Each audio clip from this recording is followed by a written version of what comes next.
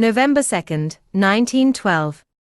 Although my whole being is in theory consecrated to thee, O sublime Master, who art the life, the light and the love in all things, I still find it hard to carry out this consecration in detail. It has taken me several weeks to learn that the reason for this written meditation, its justification, lies in the very fact of addressing it daily to thee. In this way I shall put into material shape each day a little of the conversation I have so often with thee. I shall make my confession to thee as well as it may be, not because I think I can tell thee anything, for thou art thyself everything, but our artificial and exterior way of seeing and understanding is, if it may be so said, foreign to thee, opposed to thy nature. Still, by turning towards thee, by immersing myself in thy light at the moment when I consider these things, little by little I shall see them more like what they really are, until the day when, having made myself one in identity with thee, I shall no more have anything to say to thee, for then I shall be thou. This is the goal that I would reach. Towards this victory all my efforts will tend more and more. I aspire for the day when I can no longer say, I, for I shall be thou. How many times a day, still, I act without my action being consecrated to thee. I at once become aware of it by an indefinable uneasiness which is translated in the sensibility of my body by a pang in my heart. I then make my action objective to myself and it seems to me ridiculous, childish or blameworthy. I deplore it, for a moment I am sad, until I dive into thee and, there losing myself with a child's confidence, await from thee the inspiration and strength needed to set right the error in me and around me, two things that are one. For I have now a constant and precise perception of the universal unity determining an absolute interdependence of all actions. November 3rd, 1912. Thy light is in me like a vivifying fire and thy divine love penetrates me. I aspire with all my being that thou mayest reign as sovereign Lord in this body whose will is to become thy docile instrument and thy faithful servant. November 19th, 1912.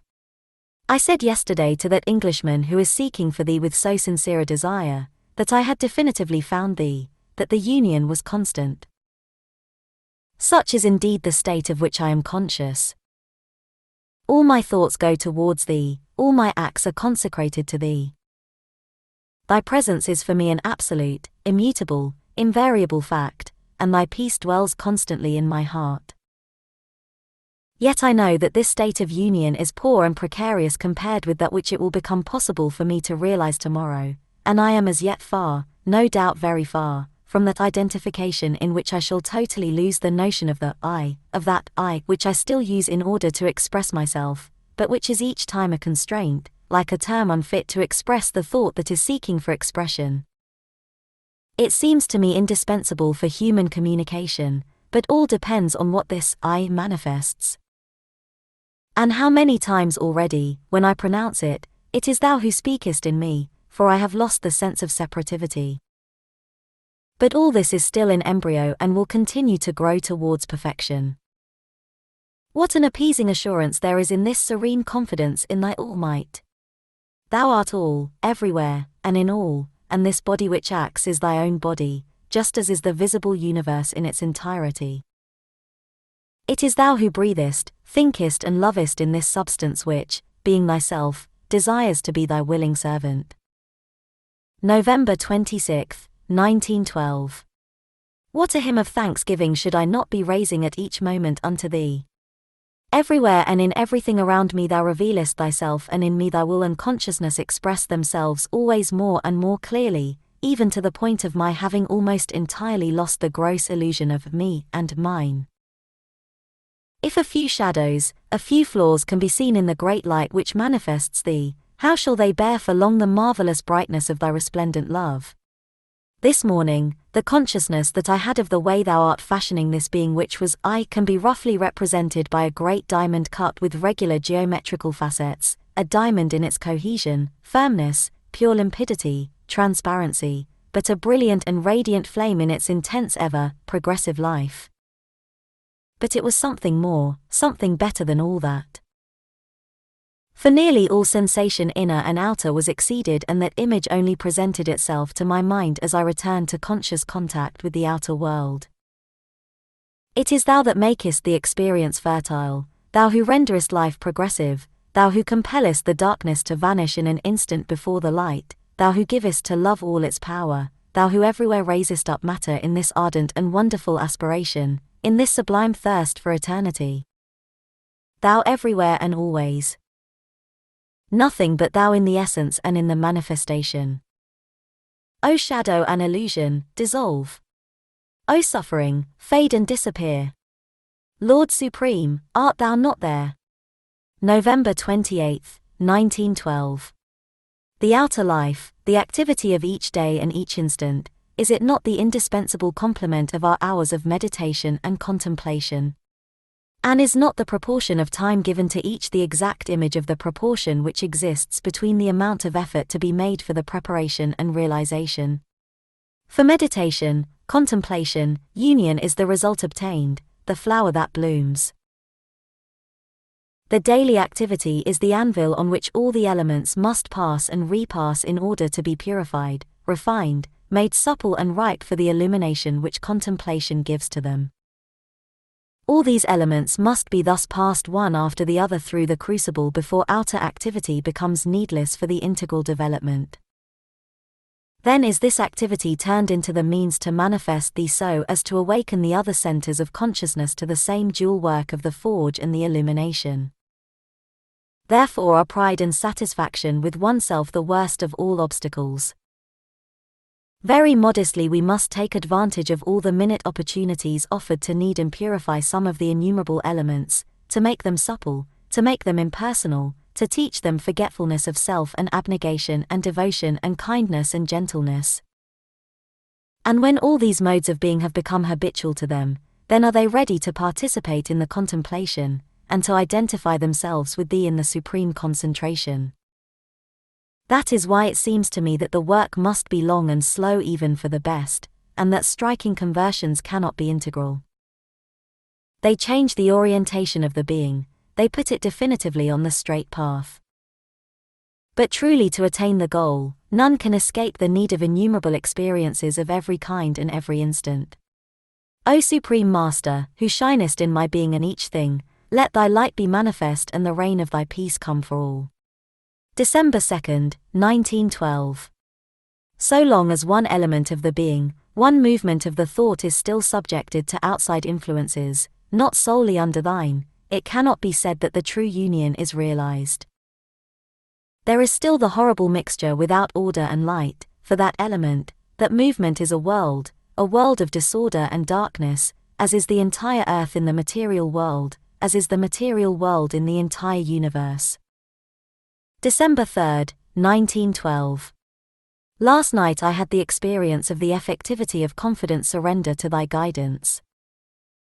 When it is needful that something should be known, one knows it, and the more passive the mind to thy illumination, the clearer and the more adequate is its expression.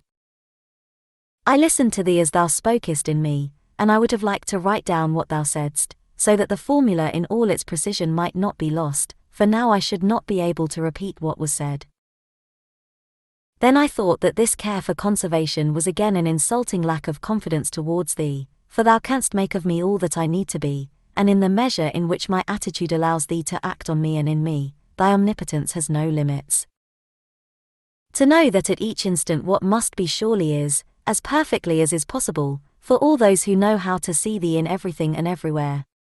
No more fear, no more uneasiness, no more anguish. Nothing but a perfect serenity, an absolute confidence, a supreme unwavering peace. December 5th, 1912. In peace and silence the Eternal manifests, allow nothing to disturb you and the Eternal will manifest. Have perfect equality in face of all and the Eternal will be there. Yes, we should not put too much intensity, too much effort into our seeking for thee. The effort and intensity become a veil in front of thee, we must not desire to see thee, for that is still a mental agitation which obscures thy eternal presence. It is in the most complete peace, serenity and equality that all is thou even as thou art all, and the least vibration in this perfectly pure and calm atmosphere is an obstacle to thy manifestation. No haste, no inquietude, no tension.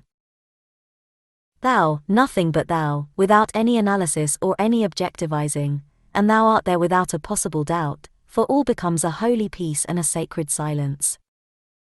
And that is better than all the meditations in the world. December 7th, 1912. Like a flame that burns in silence, like a perfume that rises straight upward without wavering, my love goes to thee. And like the child who does not reason and has no care, I trust myself to thee that thy will may be done, that thy light may manifest, thy peace radiate, thy love cover the world.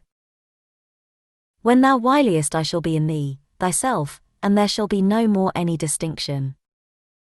I await that blessed hour without impatience of any kind, letting myself flow irresistibly toward it as a peaceful stream flows toward the boundless ocean. Thy peace is in me, and in that peace I see thee alone present in everything, with the calm of eternity.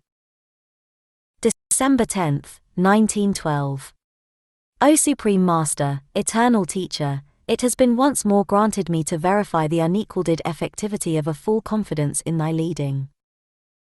Thy light was manifested through my mouth yesterday and it met no resistance in me. The instrument was willing, supple, keen of edge. It is thou who art the door in each thing and each being, and he who is near enough to thee to see thee in all actions without exception, will know how to transform each act into a benediction. To abide always in thee is the one thing that matters, always and ever more and more in thee, beyond illusions and the deceptions of the senses, not drawing back from action, refusing it, rejecting it, a struggle useless and pernicious, but living thee alone in the act whatever it may be, ever and always thee. Then the illusion is dispelled, the facades of the senses vanish, the bond of consequences is broken, all is transformed into a manifestation of the glory of thy eternal presence. So let it be. December 11th, 1912. I await, without haste, without inquietude, the tearing of another veil, the union made more complete. I know that the veil is formed of a whole mass of small imperfections, of attachments without number. How shall all these disappear? Slowly, as the result of countless small efforts and a vigilance not faltering even for a moment, or suddenly, through a great illumination of thy all-puissant love.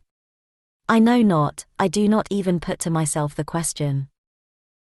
I wait, keeping watch as best as I can, in the certitude that nothing exists save thy will, that thou alone art the door and I am the instrument. And when the instrument is ready for a completer manifestation, the manifestation will quite naturally take place. Already there is heard from behind the veil the wordless symphony of gladness that reveals thy sublime presence. February 5th, 1913. Thy voice is heard as a melodious chant in the stillness of my heart, and is translated in my head by words which are inadequate and yet replete with thee. And these words are addressed to the earth and say to her, poor sorrowful earth, remember that I am present in thee and lose not hope. Each effort, each grief, each joy and each pang, each call of thy heart, each aspiration of thy soul, each renewal of thy seasons, all without exception, what seems to thee sorrowful and what seems to thee joyous, what seems to thee ugly and what seems to thee beautiful, all infallibly lead thee towards me, who am endless peace, shadowless light, perfect harmony, certitude, rest and supreme blessedness. Hearken, O earth, to the sublime voice that arises. Hearken and take new courage. February 8th, 1913. O Lord, thou art my refuge and my blessing, my strength, my health, my hope, and my courage. Thou art supreme peace, unalloyed joy, perfect serenity. My whole being prostrates before thee in a gratitude beyond measure and a ceaseless worship. And that worship goes up from my heart and my mind towards thee like the pure smoke of incense of the perfumes of India. Let me be thy herald among men, so that all who are ready may taste the beatitude that thou grantest me in thy infinite mercy, and let thy peace reign upon earth. February 10th, 1913. My being goes up to thee in thanksgiving, not because thou usest this weak and imperfect body to manifest thyself, but because thou dost manifest thyself, and that is the splendor of splendors, the joy of joys, the marvel of marvels. All who seek thee with ardor should understand that thou art there whenever there is need of thee. And if they could have the supreme faith to give up seeking thee, but rather to await thee, at each moment putting themselves integrally at thy service, thou wouldst be there whenever there was need of thee. And is there not always need of thee with us, whatever may be the different, and often unexpected, forms of thy manifestation? Let thy glory be proclaimed, let life be sanctified by it, let it transform men's hearts, let thy peace reign on earth. February 12, 1913. As soon as all effort disappears from a manifestation, it becomes very simple, with the simplicity of a flower opening, manifesting its beauty and spreading its fragrance without clamor or vehement gesture. And in this simplicity lies the greatest power, the power which is least mixed and least gives rise to harmful reactions. The power of the vital should be mistrusted, it is a tempter on the path of the work, and there is always a risk of falling into its trap, for it gives you the taste of immediate results. And, in our first eagerness to do the work well, we let ourselves be carried away to make use of this power. But very soon it deflects all our action from the right course and introduces a seed of illusion and death into what we do. Simplicity, simplicity! How sweet is the purity of thy presence! March 13, 1913. Let the pure perfume of sanctification burn always, rising higher and higher, and straighter, like the ceaseless prayer of the integral being, desiring to unite with thee so as to manifest thee. May 11, 1913. As soon as I have no longer any material responsibilities, all thoughts about these things flee far away from me, and I am solely and entirely occupied with thee and thy service. Then, in that perfect peace and serenity, I unite my will to thine, and in that integral silence I listen to thy truth and hear its expression.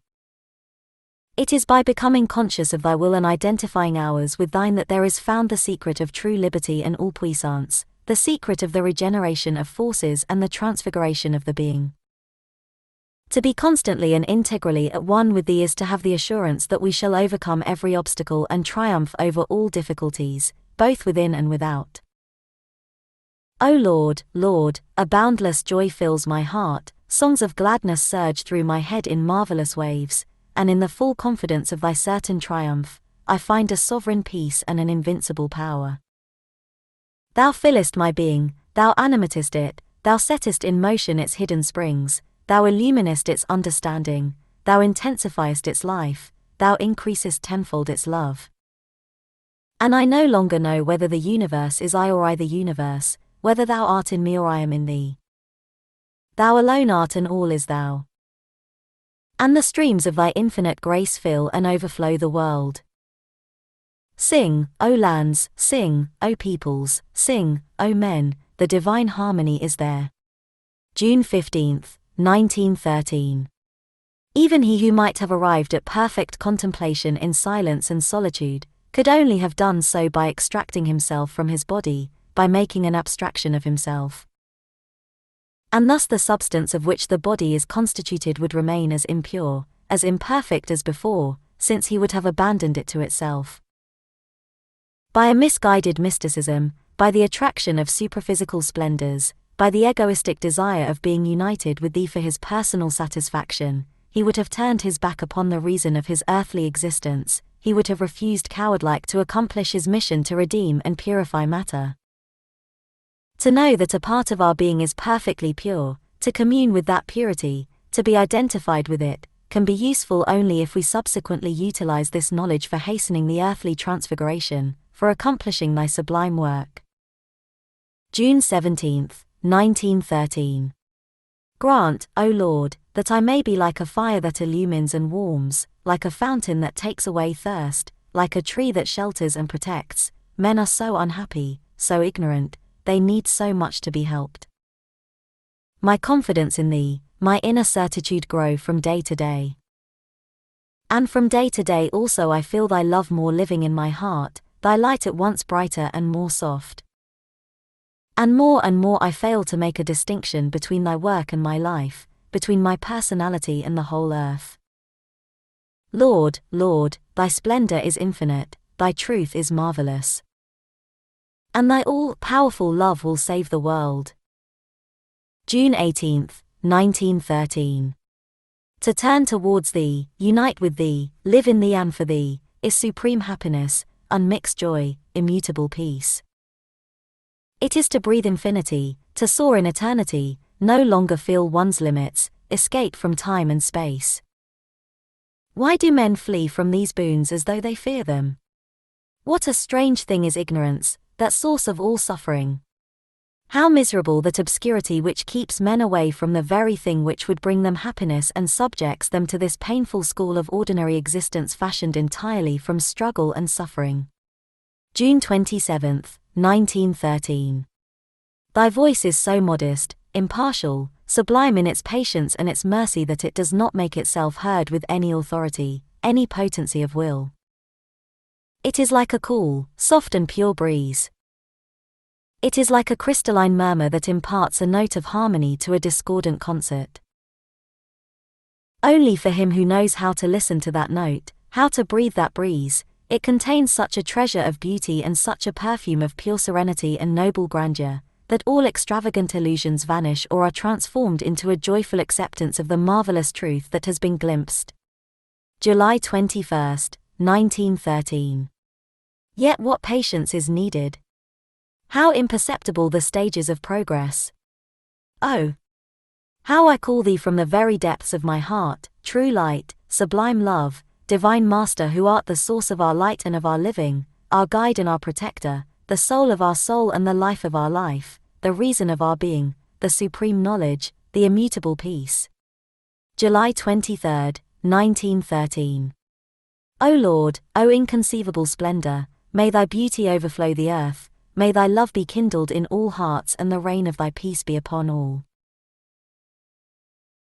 A chant grave and profound, smiling and subtle, rises from my heart, and I do not know whether this chant travels from me towards thee or from thee towards me, or whether thou, I and the whole universe are this marvelous chant of which I have now become conscious. There is certainly no more thou, nor I, nor any separate and distinct universe. There is an immense harmony, sublime and infinite, which is everything and of which everything will become conscious one day. It is the harmony of limitless love, love victor over all suffering and every obscurity. By this law of love, thy law, I would live more and more totally. To it I give myself without reserve. And my being exults in an ineffable peace. August 2, 1913. As I cast a glance this morning on the month which is about to begin, asking myself what was the best means of serving thee, I heard the small inner voice like a murmur in the silence, and it said this to me: see, how small is the importance of external circumstances. Why strain and stiffen in the effort to realize thy conception of the truth? Be more supple, more confident. The only thing thou hast to do is not to let thyself be troubled by anything. To torment oneself about doing good brings about as bad results as bad will. It is in the calm of deep waters that lies the sole possibility of true service, and this reply was so luminous and so pure, it carried in it such an effective reality that the state described was communicated without any difficulty. I seemed to myself to be floating in the calm of deep waters. I understood. I saw clearly the attitude which was the best. And I have only to ask thee, O sublime Master, supreme instructor, to give me the strength and the clairvoyance necessary to maintain myself constantly in this state. Child, trouble not thyself, silence, peace, peace. August 8, 1913. O sweet harmony dwelling in all things, sweet harmony filling my heart, manifest thyself in the most outward forms of life, in every feeling, in every thought, in every act. All appears to me beautiful, harmonious, silent, in spite of the din outside. And in this silence, it is thou, O Lord, whom I see. And I so perceive thee that I can only express this perception as that of a constant smile. In truth, the essence of the impression that is felt in the presence of the most sweet, the most calm, the most compassionate smile, has a feeble analogy with what I feel when I so perceive thee. May thy peace be with all. August 15th, 1913. In this falling dusk, thy peace becomes more deep and sweet and thy voice more clearly perceived in the silence which fills my being.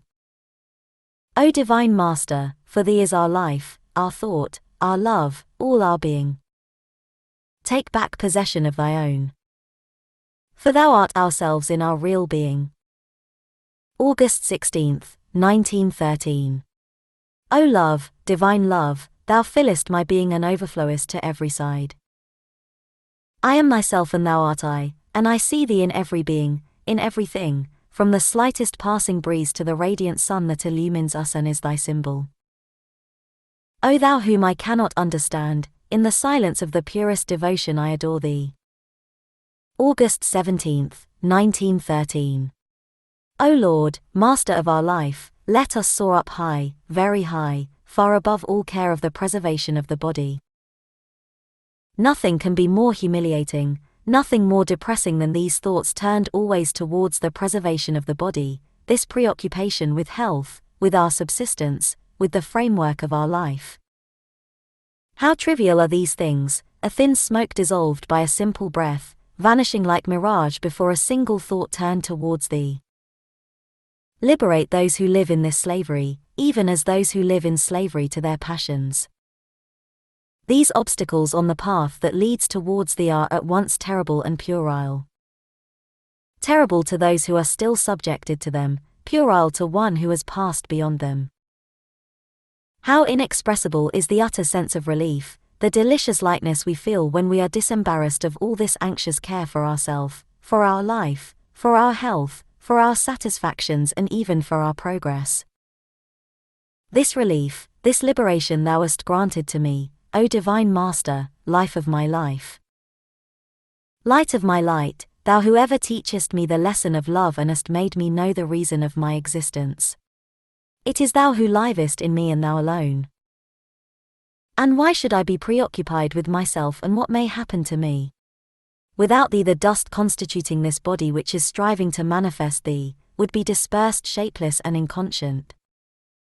Without thee this sensibility which opens to us a relation with all these other centers of manifestation, would vanish in an obscure inertia. Without thee this thought which animates and throws its light on the synthesis would be diffuse, toneless, unrealized. Without thee the sublime love which vivifies, which coordinates, which animates and gives a warmth to all, would remain an unawakened possibility. Without thee all is inert, brute or inconscient. Thou art all that illumines and enchants us, our sole reason for existing and our whole aim. Is that not enough to cure us of all personal thoughts and to make us unfurl our wings and soar above the contingencies of the material life, so that we can fly up into thy divine atmosphere with the power to return as messengers to the earth and announce the glorious tidings of thy advent which is near? O Divine Master, sublime friend, marvelous teacher, in a fecund silence, I salute thee. October 7th, 1913. This return, after 3 months of absence, to the house which is consecrated to thee, O Lord, has been an occasion for 2 experiences. The first is that in my outer being, my surface consciousness, I have no longer any feeling that I am in my own house or the owner of anything at all. I am a stranger in a foreign land, much more of a stranger here than in an open field among the trees. And I smile, now that I have learnt what I did not know before, I smile at the idea of the feeling of being the mistress of the house, which I had before my departure. It was necessary that all pride should be broken, crushed, trampled down definitively, so that I may at last be capable of understanding, seeing and feeling things as they are. I offered thee this dwelling, O Lord, as if it was possible for me to possess anything and so make of it an offering to thee. All is thine, O Lord, it is thou who placest everything at our disposal. But how great is our blindness when we imagine that we can be the owners of anything. I am a visitor here as everywhere else, thy messenger and thy servant upon earth, a stranger among men, and yet the very soul of their life and the love in their hearts. In the second place, the whole atmosphere of the house is charged with a religious gravity. Here one descends immediately into the depths.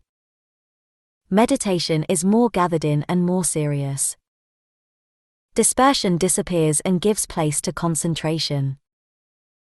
And I feel this concentration literally descending from my head to enter into my heart, and my heart seems to reach greater depths than my head. It is as if for 3 months I had been loving with my head and that now only I begin to love with my heart. And this brings with it an incomparable gravity and sweetness of feeling. A new door has opened in my being and an immensity has appeared before me. I cross the threshold with devotion, feeling hardly worthy yet to enter upon this hidden path veiled from the sight and, as though, invisibly luminous within. All is changed, all is new. The old garbs have dropped and the newborn child half opens its eyes to the light of the dawn. November 22nd, 1913. A few minutes passed in silence before thee are worth centuries of felicity. Grant, O Lord, that all shadows may be dispersed and that, more and more, I may become thy faithful servant in constancy and in serenity. May my heart be before thee pure like a pure crystal, so that all of it may reflect thee. How sweet it is to be before thee in silence. November 25th, 1913. The greatest enemy of a silent contemplation turned towards thee is certainly this constant subconscious registering of the multitude of phenomena with which we are put into contact. So long as we are occupied with cerebral activity, our conscious thought veils for us this excessive activity of our subconscious reception of things. Quite a portion of our sensibility, and not perhaps the smallest, plays the role of a cinematographic apparatus without our knowledge and indeed to our detriment. It is only when we silence our active thought, which is comparatively easy to do, that we find surging from all sides the multitude of little subconscious notations which often drown us in their overflowing stream. This is why it happens, as soon as we try to enter into the silence of deep contemplation, that we are assailed by innumerable thoughts, if thoughts they can be called, which do not in the least interest us, do not represent for us any action of desire, any conscious attachment, but which only prove to us our inability to control the receptivity, we might say, mechanical, of our subconscious. A considerable labor is needed to silence all these useless noises, to stop this tiresome succession of images, to purify our minds from these 1,000 little cumbersome and valueless nullities. And it means so much time unprofitably lost, a terrible waste. What is the remedy? In their simplistic way, some ascetic disciplines preconize solitude and inaction, to shelter the subconscious from all possibility of any registration. This appears to me a child's remedy, for it leaves the ascetic at the mercy of the first surprise. And when he thinks he is perfectly master of himself, if one day he wishes to come back among his fellows to help them, his subconscious, so long deprived of its receptive activity, is sure to abandon itself to it with an intensity greater than ever as soon as it gets the smallest opportunity. There is certainly another remedy. Which? Undoubtedly we must learn how to control our subconscious as we control our conscious thought. The means for arriving at that are numerous. A regular introspection in the manner of the Buddhists and a systematic analysis of one's dreams, almost always constructed with this subconscious registration, form part of the method to be discovered. But there is certainly something more rapidly effective. O Lord, Eternal Master, it is Thou who wilt be the teacher, the inspirer. Thou who wilt teach me what I should do, so that I can, after an indispensable application to my own case, make others profit by what Thou wilt have taught me. With a loving and confident devotion, I salute Thee. November 28th, 1913. In that calm of collected contemplation which precedes the break of day, more than at any other moment, my thought rises towards Thee, O Lord of our being, in an ardent prayer. May this day which is about to begin bring to earth and to men a little more of pure light and true peace. may thy manifestation be more complete and thy sweet law better recognized. May something higher, nobler, truer be revealed to mankind. May there spread a vaster and deeper love so that the wounds and the pain may be healed. And may this first ray of the sun which is about to dawn be an announcer of joy and harmony, the symbol of the glorious splendor hidden in the essence of life. O Divine Master, grant that this day may be for us an opening to a completer consecration to thy law, a more integral self-giving to thy work, a more total forgetfulness of self, a greater illumination, a purer love. Grant that in a communion with the ever deeper and more constant, we may unite always more, so that we may be thy worthy servitors. Remove from us all egoism and mean pride, all covetousness and obscurity, so that all aflame with thy divine love, we may be thy torches in the world. A silent canticle rises from my heart like the white smoke of the perfumes of the East. And with the serenity of a perfect surrender, I salute thee in the light of this rising day. November 29th, 1913. Why all this noise, all this movement, this vain and hollow agitation? Why this whirlwind sweeping men away like a swarm of flies caught in a storm? How sad is the spectacle of all this energy wasted, all these efforts lost. When will they cease from dancing like puppets at the end of threads held they know not by whom or by what? When will they take the time to sit and draw inwards, to collect themselves and open that inner door which hides from them thy priceless treasures, thy infinite boons? How painful and miserable seems to me their life of ignorance and obscurity, their life of foolish agitation and profitless dissipation, when a single spark of thy sublime light, a single drop of thy divine love can transform this suffering into an ocean of joy. O Lord, my prayer rises towards thee, may they know at last thy peace and that calm and irresistible power which springs from an immutable serenity, appanage of those whose eyes have been opened and who can contemplate thee in the enkindled core of their being. But the hour of thy manifestation has come, and canticles of joy will soon break out from every side. I bow down religiously before the solemnity of that hour. December 13th, 1913. Enlighten me, O Lord, grant that I may not be mistaken. Grant that the infinite respect, the utmost devotion, the love so intense and profound with which I approach thee may be irradiating, convincing, contagious, and that they may be awakened in the hearts of all. O Lord, eternal Master, thou art my light and my peace. Guide my steps, open my eyes, enlighten my heart, and direct me on the paths which lead straight towards thee. O Lord, Lord, grant that I may have no other will than thine and that all my acts be an expression of thy divine law. A great light bathes me all over, and I am no longer conscious of anything else than thee. Peace, peace, peace on all the earth. December 16th, 1913. Love pure and disinterested, thy love in so far as we can perceive and manifest it, is the only key that can open the heart seeking for thee. Those who follow the path of the intellect can have a conception very high and very true. They can conceive the true life, the life one with thee, but they do not know it. They have no inner experience of that life and they are unaware of any contact with thee. These, who have an intellectual knowledge and who have shut themselves up for action in a construction which appears to them the best, are the most difficult of all to convert. One finds it harder to awaken in them the consciousness of the divine than in any other being of goodwill.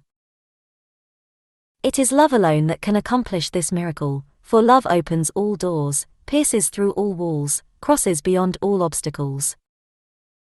And a little of true love does more than the finest speeches. O Lord, let this pure flower of love blossom in me so that it may make fragrant all who approach us and its perfumes sanctify them. In this love are found peace and joy, the source of all strength and realization. It is the infallible physician, the supreme consoler. It is the conqueror, the sovereign teacher. O Lord, my sweet Master, whom I adore in silence and to whom I am wholly consecrated, who governest my life, inflame my heart with thy pure love, so that it may burn like a fiery brazier, consuming all imperfections and transforming into a comforting warmth and radiating like the deadwood of egoism and the black coal of ignorance. Lord, I turn towards thee with a devotion at once joyful and grave, and I implore thee, may thy love be manifested, may thy reign come, may thy peace govern the world.